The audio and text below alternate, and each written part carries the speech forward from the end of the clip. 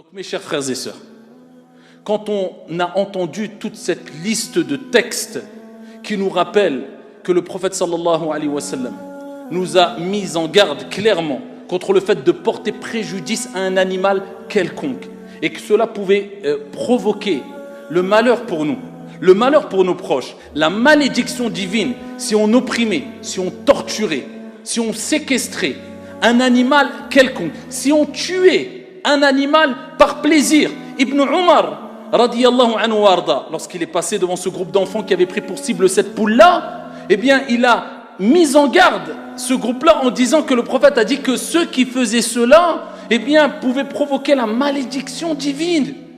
Tu ne peux pas faire ce que tu veux vis-à-vis d'un animal, il doit être respecté. C'est notre religion qui appelle cela. Eh bien, comment réagir? Que dire? Les mots nous échappent. Lorsqu'aujourd'hui, on agit non pas de la sorte comme le prophète nous l'a recommandé vis-à-vis des animaux, mais on agit à l'opposé, mais pas vis-à-vis des animaux, mais vis-à-vis de l'être humain. Alors qu'on parlait des animaux là, alors que Dieu dit dans le Coran, وَلَقَدْ كَرَّمْنَا بَنِي آدَمَ, on a certes honoré l'enfant d'Adam, les enfants d'Adam.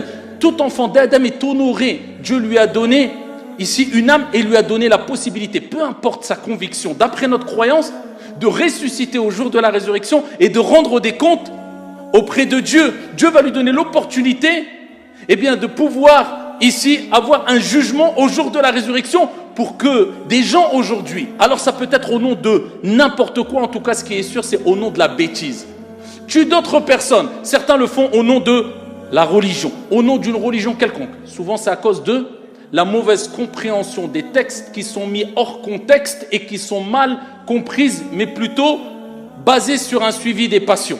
Ça peut être au nom de quoi? Du délire complet dû au matraquage, quelquefois, qui peut se passer médiatique.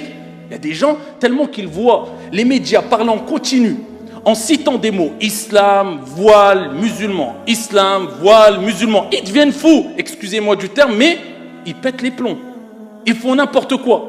D'autres personnes, c'est dû à la haine. Pourquoi? Parce que j'ai vu que ce groupe-là a fait des dégâts, je généralise, moi je veux venger les premiers, ou ceux qui ont vécu ici cette torture ou cet attentat ou je ne sais quoi. D'autres le font au nom, en tout cas.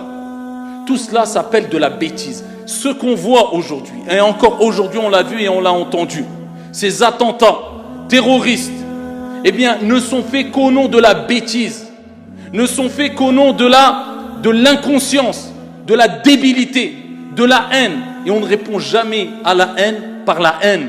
Et c'est pour cela qu'on a toutes et tous une certaine responsabilité. Toi, en tant que religieux, quand tu parles au nom de la religion, attention, que des gens comprennent mal certains textes ou qu'ils jouent avec des textes. Toi, en tant que personne qui est athée, agnostique ou je ne sais quoi, attention, une certaine lucidité. Il est important d'avoir une certaine lucidité, des nuances quand on entend des informations et ne pas gober tout ce qu'on entend. Et de faire la part des choses, car on sait toutes et tous que dans n'importe quel groupe, dans n'importe quelle confession, dans n'importe quelle religion, il y aura toujours une minorité infime de personnes qui vont pourrir tout le reste du groupe, qui vont pourrir l'image réelle que dégage le reste du groupe, malheureusement. Donc il faut agir avec nuance, surtout aujourd'hui où les réseaux sociaux viennent tellement rapidement et les informations tellement rapidement qu'on n'a même plus le temps de digérer les informations. On n'a même plus le temps, ça va trop vite, information sur information, information sur information. Il faut faire très attention par rapport à cela. Et aujourd'hui, ne vous échappe pas ce qui s'est passé, c'est encore au nom de la haine. C'est encore une minorité qui, eh bien, à cause de cette minorité, cela va peut-être engendrer une autre haine, etc. Et c'est un cercle vicieux et c'est dans quoi il ne faut surtout pas tomber. C'est pour cela qu'aujourd'hui, on est attristé quand on entend, et on espère pour eux le meilleur dans le delà, bien sûr, mais qu'un fou, un débile mental avec un autre groupe de fous, au nom de la haine et aucunement au nom d'une réelle religion ou je ne sais quoi, mais au nom de la haine et de la débilité et de la bêtise, rentre dans une mosquée un vendredi, plus de 50 morts, des femmes, des enfants, des jeunes, etc. C'est un extrémiste radical terroriste. Pourtant ce n'est pas un musulman, je ne sais même pas si c'est un religieux. Pour vous dire que le terrorisme n'a pas de religion. Et tout le monde doit se dire qu'une parole peut avoir des conséquences très graves et très nocives et catastrophiques. Et chacun doit prendre ses responsabilités en main et se poser la question en se disant: est-ce que je n'ai pas une part de responsabilité quand il se passe ce genre d'acte barbare qui détruit des personnes, des familles tout entières. En tout cas, ce qui nous est demandé, c'est de réfléchir, prendre du recul, répondre à la haine parce qu'il y a de meilleur, revenir vers nos fondamentaux qui sont le comportement du prophète sallallahu alayhi wa sallam, qui lui-même était une miséricorde ambulante. Et ce qu'on a à faire et à dire en cette journée de vendredi, c'est d'implorer notre Seigneur tabaraka wa ta'ala d'accepter toutes ces personnes, celles et ceux qui sont décédés dans cet attentat terrible en Nouvelle-Zélande, dans son vaste paradis. Allahumma ighfir lahum warhamhum. Allahumma ighfir lahum warhamhum. Ya Allah, fais leur miséricorde et pardonne-leur. Ya Allah, accorde-leur les plus hauts degrés du paradis. Allahumma arzuqhum al-firdaus al-a'la ma'a sayyidi ad-du'a Muhammad alayhi afdalus salati wa azka at-taslim.